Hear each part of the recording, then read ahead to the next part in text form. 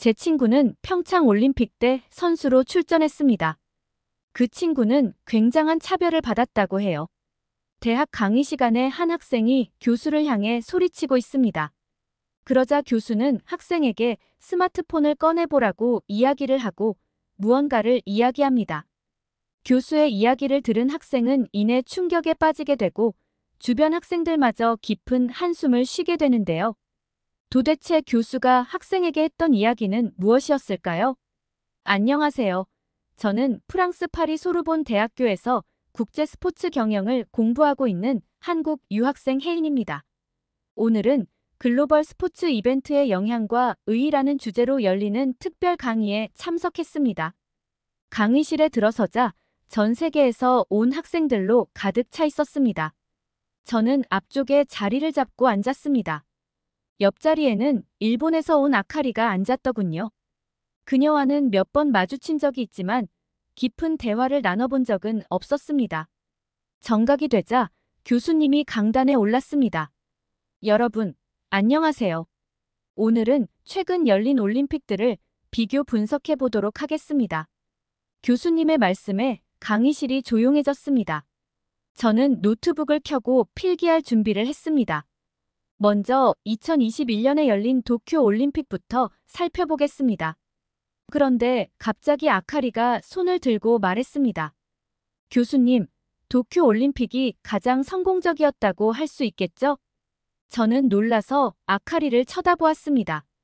강의 중에 이렇게 자신의 의견을 단정지어 말하는 것은 예의가 아니라고 생각했거든요. 교수님은 잠시 침묵하시더니 말씀하셨습니다. 아카리 학생, 우리는 객관적 사실을 바탕으로 이야기해야 합니다. 도쿄 올림픽에는 여러 문제가 있었다는 점을 인정해야 합니다. 아카리의 표정이 굳어졌습니다. 무슨 문제요? 저는 완벽했다고 생각하는데요.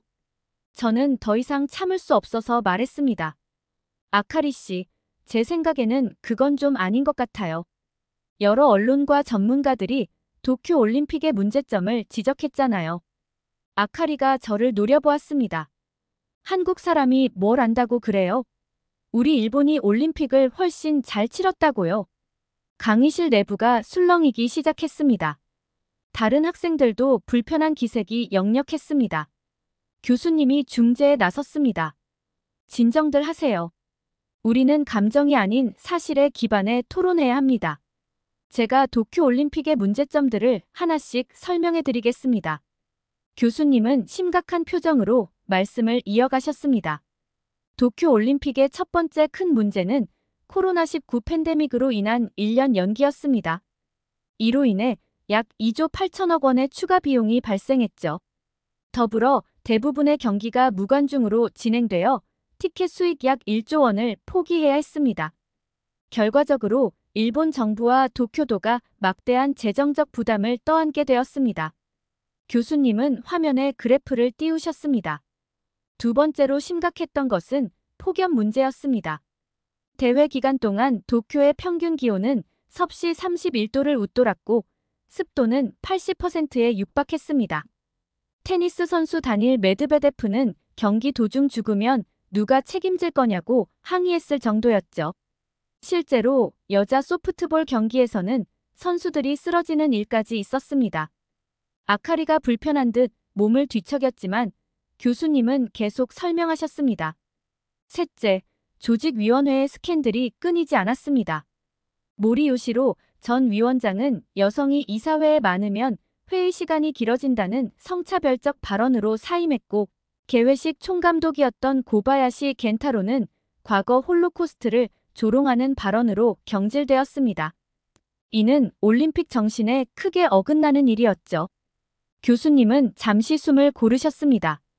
마지막으로 환경 문제도 간과할 수 없습니다. 올림픽 신축 경기장 건설을 위해 도쿄 중심부의 녹지대가 훼손되었고 목재 조달 과정에서 불법 벌목 의혹까지 제기되었습니다. 이는 IOC가 강조하는 지속 가능한 올림픽과는 거리가 먼 모습이었습니다. 교수님의 설명을 들으며 저는 도쿄 올림픽의 문제점들이 생각보다 심각했다는 것을 실감했습니다. 그때 아카리가 참지 못하고 소리쳤습니다.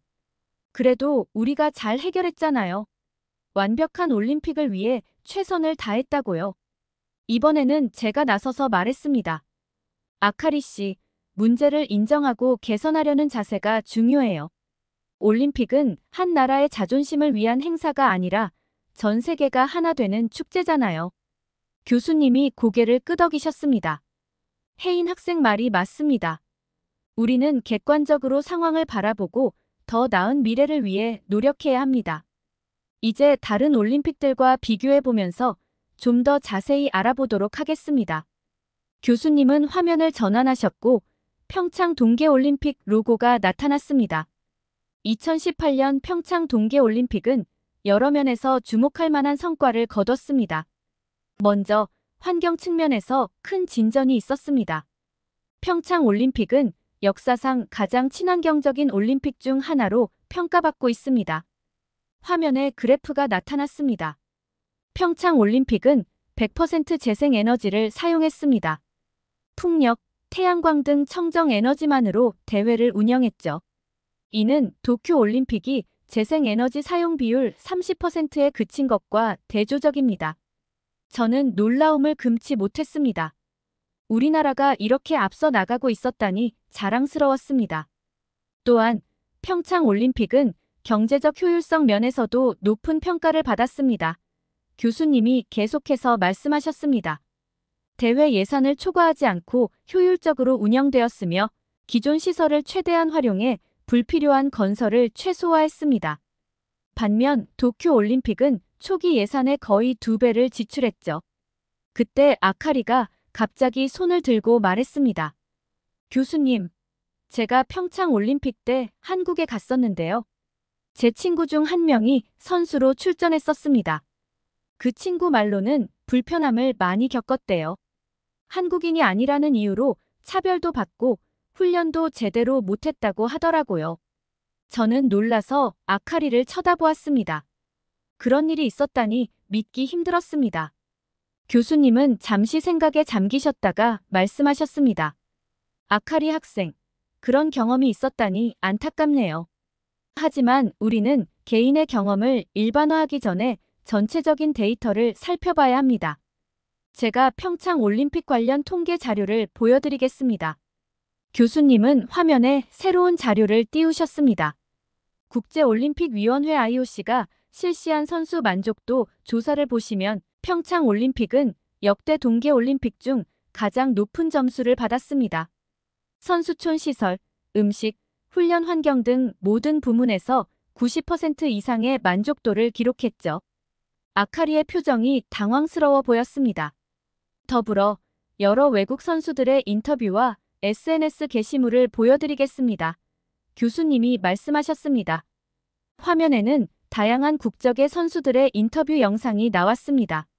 미국의 스노우보드 선수가 말하고 있었습니다. 평창에서의 경험은 정말 놀라웠어요. 선수촌 시설이 최고였고 한국 음식도 정말 맛있었습니다. 특히 비빔밥이 제 최애 음식이 되었어요. 다음으로 노르웨이의 크로스컨트리 스키 선수의 인터뷰가 나왔습니다. 평창의 경기장 시설은 완벽했습니다. 특히 환경을 생각하는 모습에 감동받았어요. 우리가 타는 버스가 수소 연료 전지 버스라는 걸 알고 정말 놀랐죠. 그리고 여러 선수들의 SNS 게시물이 화면에 나타났습니다. 선수촌에서 찍은 사진들, 한국 음식을 맛있게 먹는 모습, 한복을 입어보는 사진 등 다양한 게시물이 있었습니다. 교수님이 다시 말씀을 이어가셨습니다. 이처럼 대다수의 선수들이 평창 올림픽에 대해 긍정적인 평가를 내렸습니다.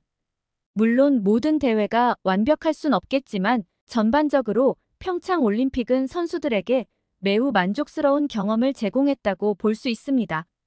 저는 뿌듯한 마음으로 이 모든 것을 지켜보고 있었습니다.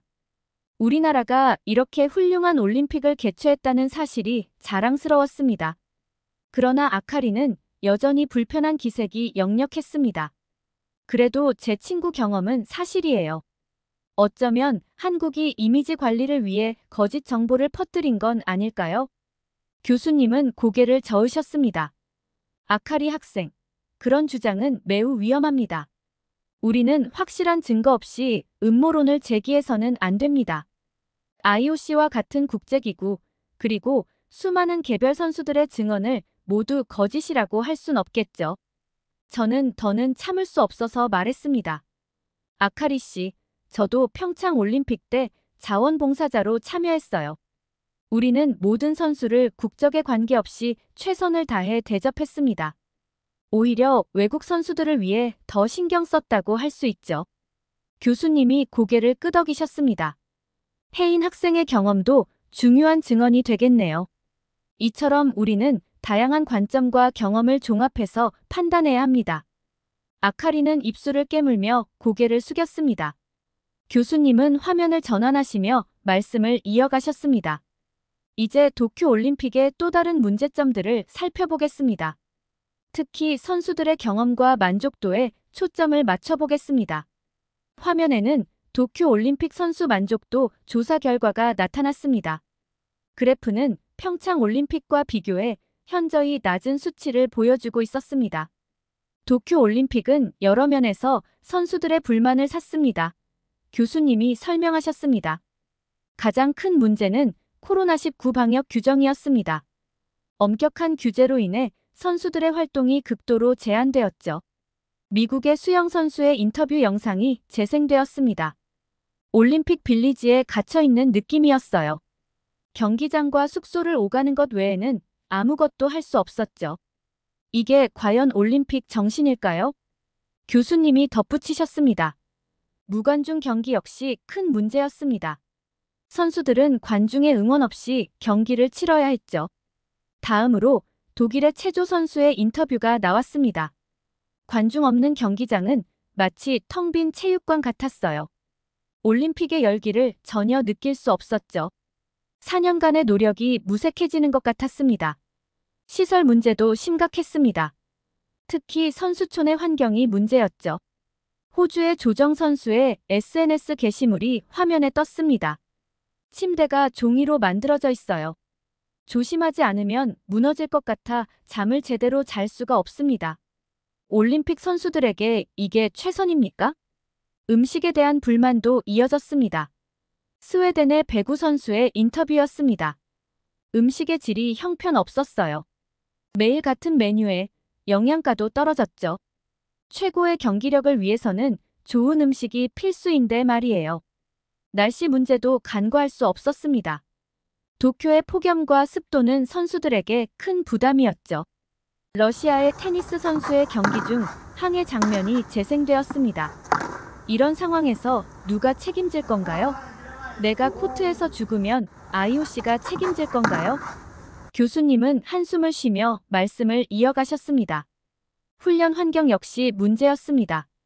코로나19로 인해 훈련 시간과 장소가 매우 제한적이었죠. 조직 운영의 문제점도 지적됐습니다. 갑작스러운 일정 변경이나 불공정한 심판 판정 등이 있었죠. 브라질의 유도 선수의 SNS 게시물이 화면에 떴습니다. 경기 30분 전에 갑자기 일정이 바뀌었다고 통보받았어요. 어떻게 이런 일이 올림픽에서 일어날 수 있죠? 선수들을 전혀 배려하지 않는 처사입니다. 빈번한 코로나19 검사와 격리 절차도 선수들에게 큰 스트레스였습니다. 교수님이 말씀하셨습니다. 영국의 육상 선수의 인터뷰가 이어졌습니다. 매일 아침 검사를 받아야 했어요. 항상 불안했죠. 혹시 양성이 나오면 모든 게 끝이니까요. 이런 스트레스 속에서 어떻게 경기에 집중할 수 있겠어요? 마지막으로 교수님은 심리적 스트레스 문제를 언급하셨습니다. 많은 선수들이 정신적 어려움을 호소했습니다. 이처럼 도쿄올림픽은 여러 가지 면에서 선수들에게 만족스럽지 못한 경험을 제공했습니다. 물론 팬데믹이라는 특수한 상황이 있었지만 그럼에도 불구하고 선수들의 권리와 복지가 충분히 고려되지 않았다는 비판을 피하기 어려워 보입니다. 저는 이 모든 내용을 듣고 충격을 받았습니다. 올림픽이 선수들에게 이토록 힘든 경험이 될 수 있다니 믿기 힘들었습니다. 그때 아카리가 조심스럽게 손을 들었습니다. 하지만 교수님, 이건 코로나19 때문에 어쩔 수 없는 상황이었잖아요. 일본은 최선을 다했다고 생각합니다. 교수님은 고개를 저으셨습니다. 아카리 학생, 물론 팬데믹 상황이 어려움을 가중시켰다는 점은 인정합니다. 하지만 그럼에도 불구하고 더 나은 대책을 마련할 수 있었다는 지적이 많습니다. 예를 들어 선수들의 정신 건강을 위한 지원 프로그램을 더 강화했다거나 훈련 환경을 개선하는 등의 노력이 부족했다는 평가가 있죠. 아카리는 불편한 표정을 지으며 자리에 앉아 있었습니다. 교수님의 설명이 계속될수록 그녀의 얼굴이 점점 굳어가는 것이 보였습니다. 아카리는 갑자기 자리에서 벌떡 일어났습니다. 잠깐만요, 교수님. 평창 올림픽이 그렇게 완벽했다고 하시는데 저는 다르게 들은 바가 있어요. 교실 내 모든 시선이 아카리에게 집중되었습니다. 저는 그녀가 또 어떤 말을 할지 긴장되었습니다. 아카리는 목소리를 높였습니다. 제 친구가 평창 올림픽에 출전했었는데 정말 최악의 경험이었대요. 먼저 선수촌 시설이 형편없었대요. 난방이 제대로 되지 않아 밤새 떨었고 샤워기에서는 뜨거운 물이 나오지 않았대요. 저는 믿기지 않는 표정으로 아카리를 바라보았습니다. 그녀의 말은 제가 알고 있는 사실과 너무나 달랐습니다. 아카리는 계속해서 말을 이어갔습니다. 음식도 문제였대요. 매일 같은 메뉴에 맛도 없고 영양가도 떨어졌대요. 특히 일본 선수들을 위한 특별 메뉴가 없어서 큰 불편을 겪었대요. 교수님은 의아한 표정을 지으셨지만 아카리의 말을 끊지 않으셨습니다. 그리고 경기장 시설도 엉망이었대요. 스키 슬로프는 너무 위험해서 연습 때 다친 선수들도 있었고 빙상 경기장은 얼음 상태가 고르지 않아 경기력에 영향을 줬대요. 저는 더는 참을 수 없어 끼어들었습니다. 아카리 씨, 그건 사실이 아닙니다. 평창 올림픽의 시설은 국제적으로 높은 평가를 받았어요. IOC도 최고 수준의 시설이라고 칭찬했죠. 하지만 아카리는 제 말을 무시하고 계속 말했습니다. 더 심각한 건 차별이에요. 일본 선수들은 한국 선수들에 비해 훈련 시간을 적게 배정받았고 통역 서비스도 제대로 제공되지 않았대요. 심지어 일본 응원단이 경기장에 들어가는 것도 제한당했다고 해요. 저는 깊은 한숨을 내쉬며 말했습니다. 아카리 씨, 그건 전혀 사실이 아닙니다. 평창 올림픽은 모든 국가의 선수들에게 공평한 기회를 제공했어요. 오히려 외국 선수들을 위해 더 많은 배려를 했죠. 통역 서비스도 충분히 제공되었고 각국 응원단도 자유롭게 경기를 관람할 수 있었어요. 교수님이 끼어드셨습니다. 아카리 학생, 혜인 학생의 말이 맞습니다. 우리는 객관적인 사실에 기반해 이야기해야 합니다. 평창 올림픽에 대한 공식 평가와 대다수 선수들의 증언을 보면 당신 친구의 경험은 매우 예외적인 케이스로 보입니다. 하지만 아카리는 고집을 꺾지 않았습니다. 그래도 제 친구 경험은 사실이에요. 한국이 언론을 통제해서 안 좋은 점들을 숨긴 거 아닐까요? 저는 더는 참을 수 없어 반박했습니다. 아카리 씨, 그건 정말 말도 안 되는 주장입니다. 한국은 언론의 자유가 보장된 민주주의 국가예요. 올림픽 기간 동안 전 세계 언론이 한국에 와 있었는데 어떻게 그렇게 큰 문제들을 숨길 수 있겠어요? 그리고 저는 제 경험을 이야기했습니다. 저는 평창 올림픽 때 자원봉사자로 참여했어요. 우리는 모든 국가의 선수들을 동등하게 대우했고 오히려 외국 선수들에게 더 많은 관심과 배려를 기울였죠. 일본 선수들도 예외는 아니었어요. 교수님이 고개를 끄덕이셨습니다. 혜인 학생의 증언은 매우 중요합니다. 직접 경험한 사람의 이야기니까요. 저는 계속해서 말을 이어갔습니다. 그리고 아카리 씨, 평창 올림픽의 환경 친화적인 운영에 대해서는 어떻게 생각하세요? 100% 재생에너지를 사용한 최초의 올림픽이었다는 점, 그리고 친환경 건축물로 지어진 경기장들에 대해서는요? 아카리는 잠시 말문이 막힌 듯 했지만 곧 다시 말했습니다. 그래도 평창은 시골이잖아요. 도쿄 같은 대도시에 비하면 올림픽을 치르기에는 부족했을 거예요. 저는 미소를 지으며 대답했습니다. 아카리 씨, 평창이 작은 도시라는 점은 맞아요. 하지만 그게 오히려 장점이 되었죠. 올림픽 특유의 축제 분위기를 더 잘 느낄 수 있었고 경기장 간 이동 시간도 짧아서 선수들의 편의성이 높았어요. 게다가 아름다운 자연 환경은 선수들에게 좋은 인상을 남겼죠. 교수님이 말씀하셨습니다. 혜인 학생 말이 맞습니다. 올림픽의 성공 여부는 개최 도시의 크기가 아니라 얼마나 잘 준비하고 운영하느냐에 달려있죠. 아카리는 점점 더 궁색해 보였습니다. 그때 제가 결정적인 말을 했습니다. 그리고 아카리 씨, 평창 올림픽이 평화 올림픽으로 불렸다는 점도 기억해 주세요. 남북 단일팀 구성, 남북 공동 입장 등을 통해 올림픽 정신을 가장 잘 구현했다는 평가를 받았어요. 이건 단순한 스포츠 행사를 넘어서는 의미 있는 성과였죠. 교실 내 다른 학생들도 고개를 끄덕이며 제 말에 동의하는 듯 했습니다. 그러자 아카리가 갑자기 목소리를 높였습니다. 왜 내 말을 믿지 않는 거예요? 제 친구가 직접 겪은 일인데 어떻게 거짓말이라고 할 수 있죠? 교실 안이 순간 조용해졌습니다. 교수님은 아카리를 유심히 바라보시더니 천천히 말씀하셨습니다. 아카리 학생, 당신 친구 이름이 뭡니까? 어떤 종목에 출전했죠? 아카리는 잠시 당황한 듯 했지만 곧 대답했습니다. 타카하시 카오루예요. 스키 선수였어요. 교실 안에 작은 술렁임이 일었습니다. 저도 그 이름을 들어본 적이 있었습니다.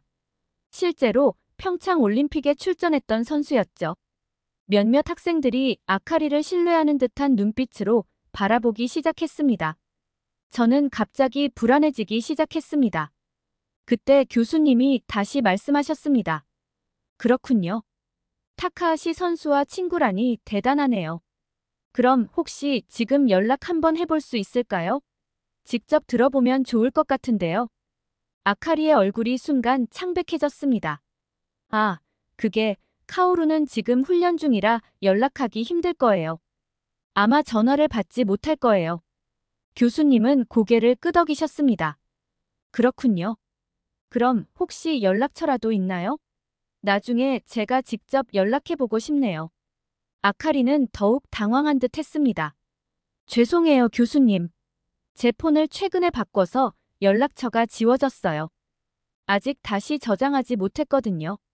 교실 안의 분위기가 다시 변하기 시작했습니다. 학생들의 눈빛에 의심이 서리는 것이 보였습니다. 교수님은 한숨을 쉬시더니 말씀하셨습니다. 알겠습니다. 그럼 혹시 평창 올림픽 때 친구와 찍은 사진이라도 있나요? 그걸로도 충분할 것 같은데요. 아카리는 이제 완전히 궁지에 몰린 표정이었습니다. 그게 사진도 없어요. 제 옛날 폰에 있었는데 그 폰을 잃어버렸거든요. 교실 안에 웃음 섞인 한숨 소리가 들렸습니다. 이제 모두가 아카리의 말이 거짓이라는 것을 눈치챈 것 같았습니다. 교수님은 엄숙한 표정으로 말씀하셨습니다. 아카리 학생, 거짓말은 좋지 않습니다. 특히 학문회장에서는 더욱 그렇죠. 우리는 항상 사실에 기반해 토론하고 학습해야 합니다. 아카리는 고개를 숙인 채 아무 말도 하지 않았습니다. 저는 조심스럽게 말을 꺼냈습니다. 아카리 씨, 왜 이런 거짓말을 한 거예요? 도쿄 올림픽에 대한 비판이 마음에 들지 않았나요? 아카리는 잠시 침묵하다가 작은 목소리로 말했습니다. 저는 그저 사실을 말한 것뿐이에요. 교수님이 부드러운 목소리로 말씀하셨습니다. 아카리 학생, 애국심은 좋은 것입니다. 하지만 그것이 진실을 왜곡하는 이유가 되어서는 안 됩니다. 오히려 자국의 문제점을 인정하고 개선하려는 자세가 진정한 애국이에요. 저도 덧붙여 말했습니다. 맞아요, 아카리 씨. 우리가 도쿄 올림픽의 문제점을 지적한 것은 일본을 비난하려는 게 아니에요.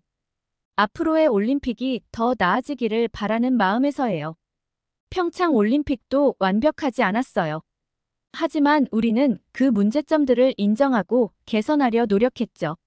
다른 학생들도 하나둘 의견을 내기 시작했습니다. 프랑스 학생 피에르가 말했습니다. 맞아요. 파리 올림픽을 준비하면서 우리도 이전 올림픽들의 장단점을 면밀히 분석하고 있어요. 비판을 두려워하지 말고 받아들여야 더 나은 올림픽을 만들 수 있죠. 교수님은 만족스러운 표정으로 고개를 끄덕이셨습니다. 여러분 모두 좋은 의견입니다. 이것이 바로 우리가 이런 토론을 하는 이유입니다. 서로의 의견을 나누고 사실을 바탕으로 대화를 나누면서 우리는 발전할 수 있는 거죠. 아카리는 여전히 고개를 푹 숙인 채 있었습니다. 저는 그녀에게 다가가 조용히 말했습니다. 아카리 씨, 이제 사실을 인정하는 게 어떨까요? 우리 모두 실수할 수 있어요. 하지만 아카리는 갑자기 고개를 들고 저를 노려보았습니다. 그녀의 눈에는 분노가 가득했습니다. 절대 아니에요. 난 아무것도 잘못하지 않았어요. 당신들이 내 말을 믿지 않는 것뿐이에요. 아카리는 끝까지 자신의 입장을 고수했습니다. 증거요? 제 친구의 경험이 증거예요. 당신들이 믿지 않는다고 해서 그게 거짓이 되는 건 아니에요. 교실 안에 불편한 침묵이 감돌았습니다. 다른 학생들은 아카리를 향해 실망스러운 눈길을 보냈습니다. 교수님은 마지막으로 말씀하셨습니다. 안타깝네요, 아카리 학생. 학문의 세계에서는 객관적 사실과 증거가 중요합니다. 당신의 태도는 매우 유감스럽습니다. 강의가 끝나고 학생들이 하나둘 교실을 빠져나갔습니다. 아카리는 홀로 자리에 남아 불만스러운 표정으로 앉아 있었습니다. 강의실을 나서며 저는 깊은 한숨을 내쉬었습니다. 이번 경험을 통해 진실을 인정하는 용기의 중요성과 때로는 서로의 견해 차이를 좁히기 어려울 수 있다는 현실을 배웠습니다. 이렇게 일본의 올림픽과 한국의 올림픽을 비교하는 사연 어떻게 들으셨나요? 코로나 팬데믹 사태인데도 불구하고 억지로 올림픽을 개막하게 된 도쿄 올림픽은 선수들마저 불편함을 많이 느낄 정도였다는 사실에 저도 놀랐습니다. 여러분들의 의견은 어떠신가요? 다양한 의견을 댓글을 통해 알려주시길 바랍니다. 긴 영상 시청해주셔서 감사드리고 구독과 좋아요 눌러주시면 더욱더 감사하겠습니다. 안녕하세요. 제 이름은 미카입니다. 저는 현재 미국의 명문 대학교에서 교통공학을 전공하고 있는 일본인 유학생이에요. 지금까지 제 삶은 순탄했고 특별한 일 없이 대학 생활에 잘 적응해 나가고 있었죠. 그러던 어느 날 저희 학과 교수님께서 여름 방학 과제로 각국의 지하철 시스템을 조사해 오라는 숙제를 내주셨어요. 여러분, 이번 여름 방학 동안 세계 각국의 지하철 시스템을 조사해 보세요. 9월에 돌아오면 발표회를 가질 겁니다. 각자 선택한 국가의 대중교통 체계, 특히 지하철에 대해 심도 있게 연구해 오시기 바랍니다. 교수님의 말씀을 듣자마자 저는 고민에 빠졌어요. 어느 나라의 지하철을 조사해야 할지 막막했거든요. 일본의 지하철 시스템은 이미 잘 알고 있었고 미국은 지금 살고 있으니 새로울 게 없을 것 같았죠. 그때 제 옆자리에 앉아있던 한국인 친구 지연이 제게 말을 걸었어요. 미카 씨, 이번 기회에 한국에 와보는 건 어떠세요? 우리나라 지하철 시스템이 세계적으로 유명하다고 하던데요. 제가 서울을 안내해드릴 수 있어요. 솔직히 말씀드리면 그 순간 저는 속으로 코웃음을 쳤어요. 한국? 설마 일본보다 나을 리가 없겠지. 라는 생각이 들었거든요. 하지만 지연 씨의 제안을 거절하기도 민망해서 마지못해 수락했답니다. 그래요, 좋아요. 한국에 가볼게요. 근데 정말 그렇게 대단한가요? 당연하죠. 우리나라 지하철은 정말 편리하고 깨끗해요. 와서 직접 경험해보세요. 틀림없이 놀라실 거예요. 지연 씨의 말에 반신반의하며 한국행 비행기에 몸을 실었어요. 비행기 안에서도 저는 계속 의구심을 품고 있었죠. 과연 한국의 지하철이 얼마나 대단할까? 일본을 따라잡았을 리가 없어. 비행기에서 내려 인천국제공항에 도착했을 때 저는 첫 인상부터 놀라움을 금치 못했어요. 공항이 너무나 깨끗하고 현대적이었거든요. 하지만 여전히 제 마음속에는 일본에 대한 자부심이 가득했답니다. 와, 공항이 정말 깨끗하네요. 하지만 일본의 나리타 공항도 이 정도는 되죠. 저도 모르게 그런 말이 튀어나왔어요. 지연 씨는 그저 미소를 지으며 말했죠. 그래요? 그럼 이제 서울로 가볼까요? 우리나라 지하철을 직접 경험해보면 생각이 달라지실 거예요. 그렇게 저희는 공항철도를 타고 서울로 향했어요. 이때까지만 해도 저는 한국의 지하철이 일본을 능가할 거라고는 전혀 생각하지 못했답니다. 하지만 이제부터 제가 겪게 될 경험들이 제 고정관념을 완전히 뒤흔들어 놓을 줄은 꿈에도 몰랐죠. 차창 밖으로 스쳐 지나가는 풍경을 바라보며 저는 점점 한국에 대한 호기심이 커져갔어요. 하지만 여전히 마음 한구석에는 일본에 대한 자부심이 남아있었죠. 그렇게 저희는 서울역에 도착했어요.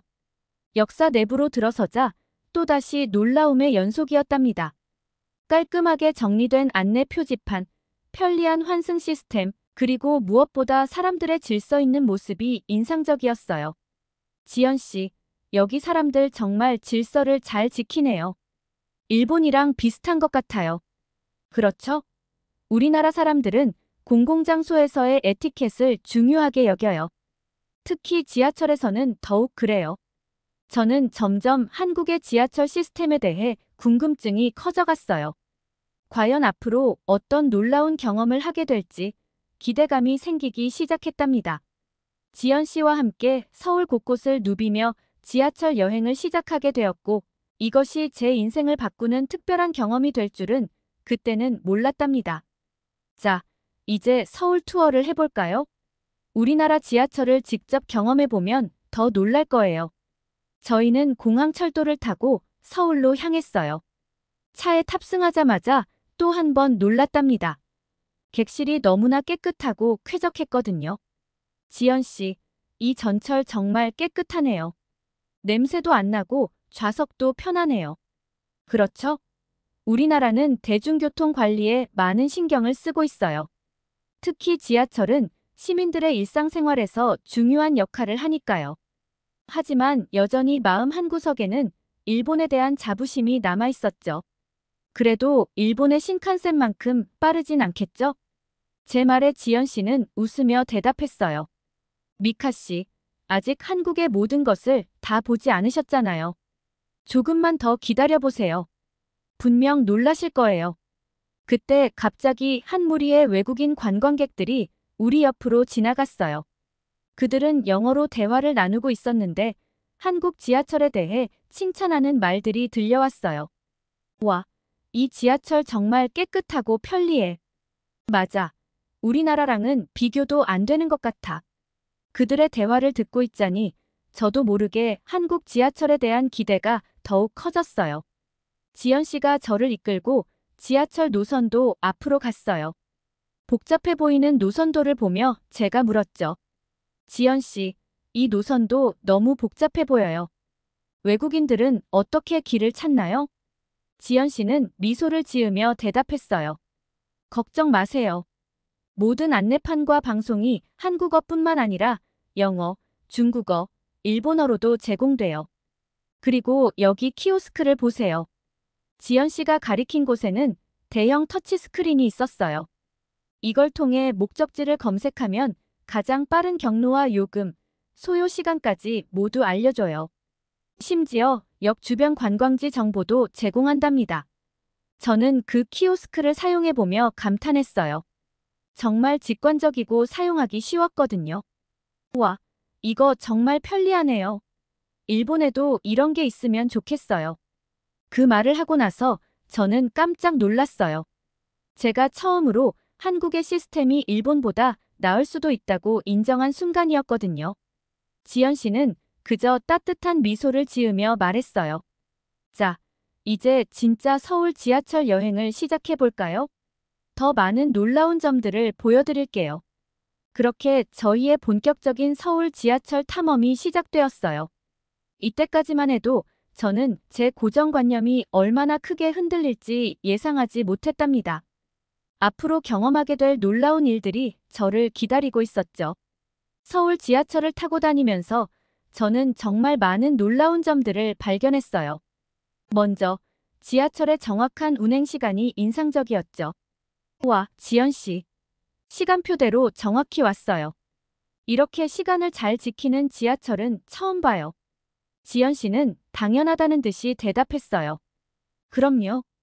우리나라 지하철은 시간 엄수로 유명해요. 몇 초 차이로 운행되니까요. 실제로 전광판을 보니 열차 도착 시간이 초 단위로 표시되고 있었어요. 그리고 정말 그 시간에 맞춰 열차가 도착하는 걸 보고 저는 깜짝 놀랐죠. 다음으로 눈에 띈 것은 객실의 쾌적함이었어요. 더운 여름임에도 불구하고 냉방이 잘 되어 있어 시원했고 좌석과 바닥도 깨끗했죠. 지연 씨, 여기 정말 깨끗하고 시원하네요. 미국 지하철은 여름이면 찜통 같았는데. 맞아요. 우리나라는 대중교통의 쾌적함을 중요하게 여겨요. 그래서 항상 청소와 정비에 신경 쓰죠. 그때 제 눈에 띈 것이 있었어요. 객실 한쪽에 설치된 작은 모니터였죠. 저게 뭐예요? 아, 저건 열차 내 모니터예요. 뉴스, 날씨, 광고 등을 보여주고 다음 역 정보도 알려줘요. 심지어 몇몇 노선에서는 지하철 내부에서 DMB 방송도 시청할 수 있어요. 정말 놀라웠어요. 지하철 안에서 TV를 볼 수 있다니 상상도 못했거든요. 그리고 가장 놀라웠던 것은 무료 와이파이였어요. 지하철 안에서도 끊김없이 인터넷을 사용할 수 있다니 정말 혁신적이었죠. 와, 여기서도 와이파이가 되네요. 심지어 무료라니 믿기지 않아요. 지연 씨는 자랑스러운 듯 설명해 주었어요. 그렇죠? 우리나라는 IT 강국이에요. 어디서든 인터넷을 사용할 수 있게 하는 게 목표였거든요. 또 하나 인상 깊었던 건 배려석 문화였어요. 노약자나 임산부를 위한 좌석이 따로 마련되어 있고 대부분의 사람들이 그 자리를 양보하는 모습을 볼 수 있었죠. 지연 씨, 저기 빈자리가 있는데 왜 아무도 앉지 않아요? 아, 저건 노약자석이에요. 일반인들은 가급적 양보하는 편이죠. 그때 한 임산부가 지하철에 탑승했어요. 순식간에 한 젊은이가 일어나 자리를 양보하는 모습을 보고 저는 또 한 번 감동했죠. 와, 정말 아름다운 광경이에요. 이런 모습은 일본에서도 보기 힘들어요. 지연 씨는 미소를 지으며 말했어요. 우리나라는 효 문화가 강해요. 어르신을 공경하는 마음이 이런 작은 행동으로 나타나는 거죠. 그날 하루 종일 서울 지하철을 타고 다니며 저는 계속해서 새로운 발견을 하게 되었어요. 역사마다 다른 테마로 꾸며진 문화공간, 편리한 환승 시스템, 심지어 지하철역 근처의 활기찬 상권까지. 모든 것이 신선하고 놀라웠답니다. 특히 인상 깊었던 것은 몇몇 역에 설치된 스크린도어였어요. 이건 뭐예요? 왜 문이 또 있는 거죠? 아, 이건 스크린도어예요. 승객의 안전을 위해 설치한 거죠. 열차가 도착하기 전에는 플랫폼과 선로를 완전히 분리해서 사고를 방지해요. 정말 대단하다고 생각했어요. 승객의 안전을 위해 이런 시스템을 도입하다니 한국의 기술력과 안전의식이 높다는 걸 실감할 수 있었죠. 지연 씨, 정말 대단해요. 이렇게 편리하고 깨끗한 지하철은 처음 봐요. 일본도 이 정도는 아닌 것 같아요. 제 말에 지연 씨는 뿌듯해하며 웃었어요. 그렇죠? 우리나라가 얼마나 발전했는지 이제 조금은 아시겠어요? 그 순간 저는 제가 얼마나 편협한 시각을 가지고 있었는지 깨달았어요. 한국의 발전상을 직접 눈으로 보고 경험하니 이제는 일본만이 최고라는 생각을 버려야 할 것 같았답니다. 그날의 경험은 제게 큰 충격이었어요. 한국에 대한 제 인식이 완전히 바뀌는 순간이었죠. 앞으로 남은 여행 동안 어떤 놀라운 경험들이 저를 기다리고 있을지 저는 점점 더 기대에 부풀어 올랐답니다. 서울 지하철의 놀라운 점들을 경험하면서 저는 점점 더 이 시스템에 매료되어 갔어요. 특히 환승 시스템의 편리함은 정말 대단했죠. 환승을 할 때 가장 인상적이었던 것은 바닥에 색깔로 표시된 선이었어요. 각 노선마다 다른 색깔의 선이 바닥에 그어져 있어서 그 선만 따라가면 쉽게 원하는 노선으로 갈 수 있었거든요. 와, 지연 씨. 이 색깔 선 정말 편리하네요. 길 잃을 걱정 없이 그냥 따라가기만 하면 되니까요. 지연 씨는 미소를 지으며 대답했어요. 맞아요. 처음 지하철을 이용하는 사람들이나 외국인 관광객들을 위해 만든 시스템이에요. 복잡한 환승역에서도 쉽게 길을 찾을 수 있죠. 우리나라는 환승 체계를 정말 잘 갖추고 있어요. 게다가 환승할 때 추가 요금도 없어요. 저는 깜짝 놀랐어요. 일본에서는 노선을 바꿀 때마다 추가 요금을 내야 했거든요. 정말요? 추가 요금이 없다고요? 그럼 요금은 어떻게 책정되는 거예요? 지연 씨는 친절하게 설명해 주었어요. 기본 요금으로 10km까지 탈 수 있어요. 그 이상 가면 거리에 따라 추가 요금이 붙긴 하지만 아주 적은 금액이에요. 그리고 교통카드를 사용하면 할인도 받을 수 있죠. 저는 더욱 궁금해졌어요. 그럼 실제로 요금이 얼마나 되는 거예요? 지연 씨는 자신의 교통카드를 보여주며 말했어요. 보통 기본 요금이 1,250원 정도예요. 환승을 해도 이 요금 안에 포함되는 경우가 많아요. 버스로 갈아타도 마찬가지고요. 저는 눈이 동그래졌어요. 이렇게 저렴한 요금으로 편리하게 이동할 수 있다니 정말 믿기지 않았거든요. 와, 정말 싸네요. 일본이나 미국에 비하면 훨씬 저렴한 것 같아요.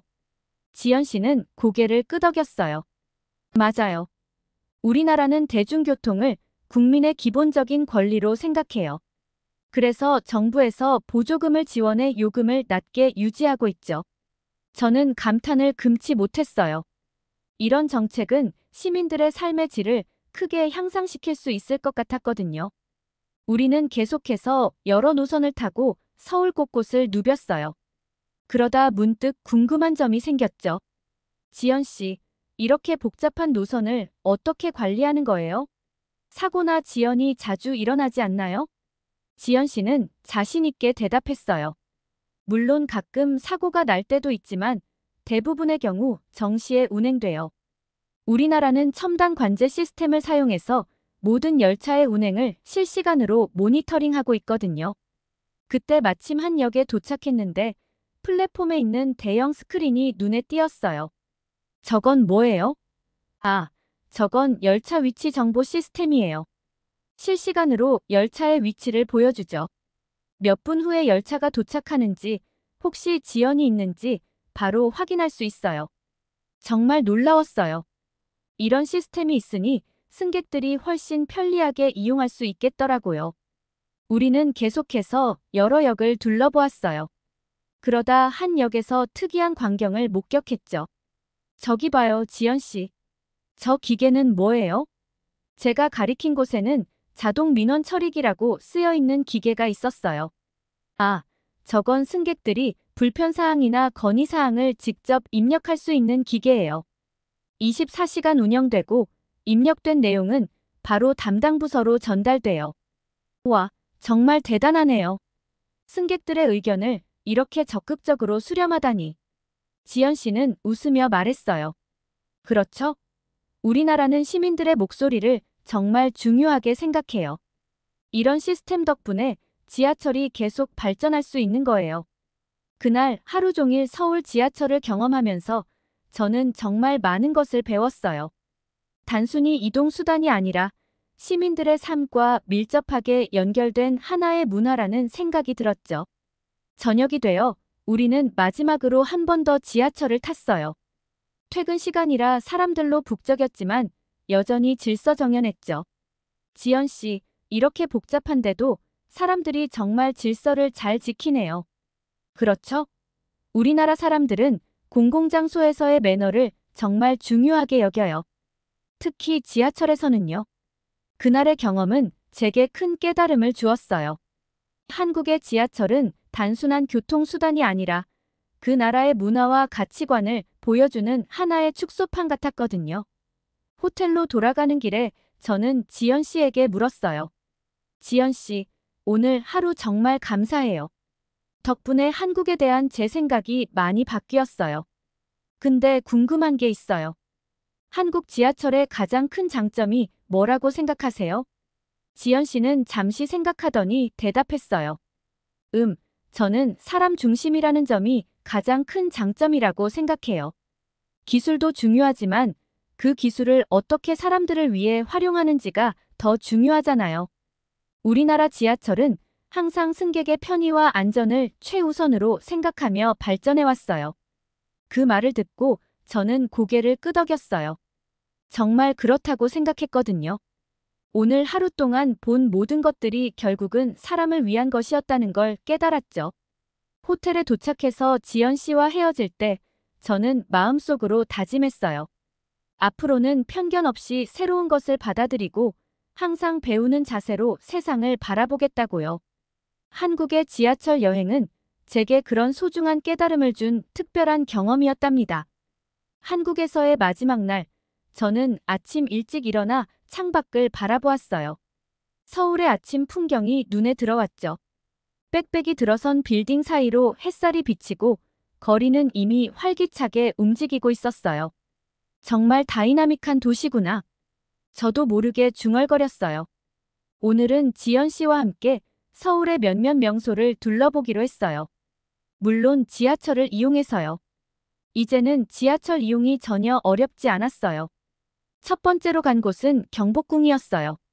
지하철에서 내려 걸어가는 동안 현대적인 빌딩 사이로 보이는 고궁의 모습이 인상적이었죠.